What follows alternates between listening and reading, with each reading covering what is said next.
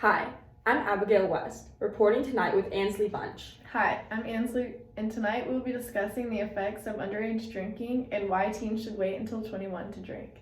Let's start with the effects alcohol has on the brain in general. Alcohol is known for impairing one's memory. That "I don't remember this happening" moment the next morning is due to shrinkage in the hippocampus, the brain area associated with memory and reasoning.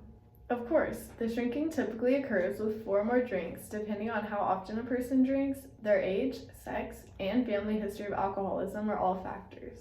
Very true. A big motivator for drinking in the first place stems from alcohol's activity on the dopamine site in the brain.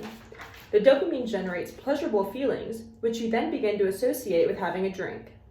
Unfortunately, teens are way more vulnerable to the negative effects of drinking because their brains are still developing through adolescence.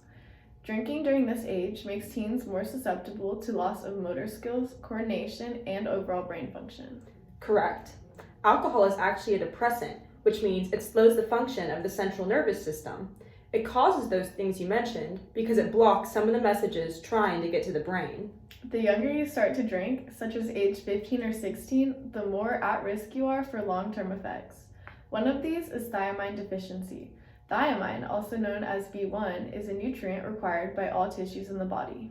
According to the National Institute of Alcohol Abuse and Alcoholism, alcoholism is beginning to appear during young adulthood and even adolescence.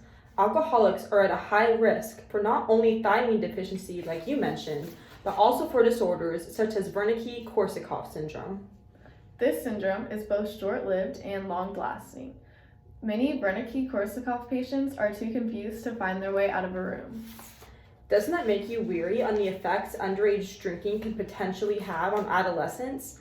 Not to mention the higher risk of unprotected sex teens have while drunk. Alcohol misuse should be taken seriously with all adults, especially underage adults. It can produce the common effect of feeling hungover, which happens when the liver uses an enzyme called alcohol dehydrogenase to convert alcohol into a toxic substance called acetaldehyde. You're right that drinking should be taken seriously.